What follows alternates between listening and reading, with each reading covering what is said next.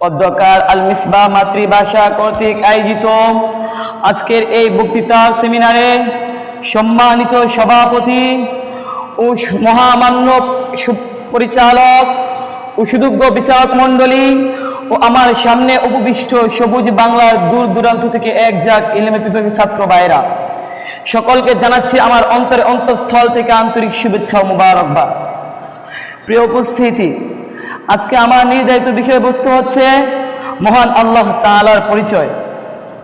আল্লাহ তাআলা যদি চান তাহলে এই বিষয়ে কিঞ্চিত আলোকপাত করার চেষ্টা করব ইনশাআল্লাহ তাআলা। মুহতারাম হাজরিন, মহান আল্লাহ পাক রব্বুল আলামিন এক ও অদ্বিতীয় অনুপম সত্তা।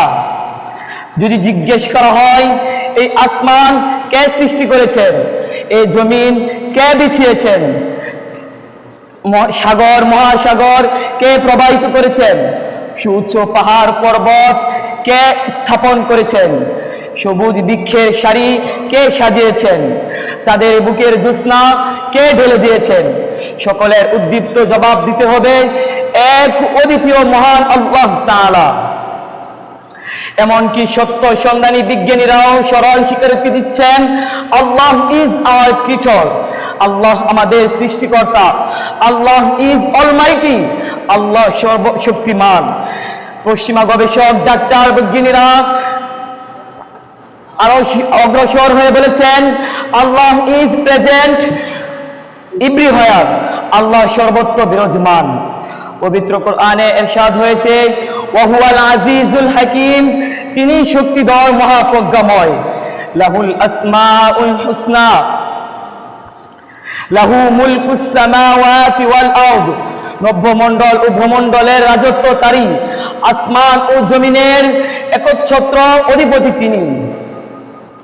ওয়াল্লাহুল খালিকুল বারিউল মুসাউবির, তিনি স্রষ্টা, তিনি উদ্ভাবক, তিনি রূপদাতা।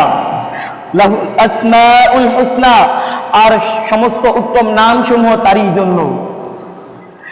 ওয়াল্লাযী জাআলাশ শামসা দিয়াআন ওয়াল কমারা নূরা, সূর্যকে তেজস্কর এবং চন্দ্রকে জ্যোতির্ময় তিনিই করেছেন।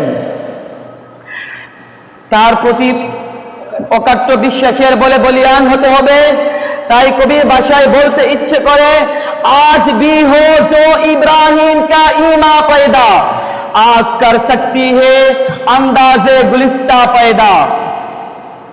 থাকে যদি আজ তোমাদের মাঝে ইব্রাহিমের সেই বজ্র ঈমান, এই আগুন হবে তবে স্নিগ্ধ ফুল বাগান। প্রিয় বন্ধুগণ, ইশকে এলাহি ও আল্লাহ প্রেমের স্ফুলিঙ্গে দগ্ধ হোক আপনার জীবন, পরম মাওলার সমীপে সমীপিত হোক আপনার জীবন। আসুন আমরা আমাদের এই ক্ষণস্থায়ী জীবনটাকে নশ্বর বঙ্গুর দুনিয়ার পিছে নষ্ট না করে আল্লাহ তাআলার সাথে জড়িয়ে দেই। নাসরুম মিনাল্লাহি ওয়া ফাতহুন করিব ওয়া বাশশিরিল মুমিনিন। আসসালামু আলাইকুম ওয়া রাহমাতুল্লাহি ওয়া বারাকাতুহু।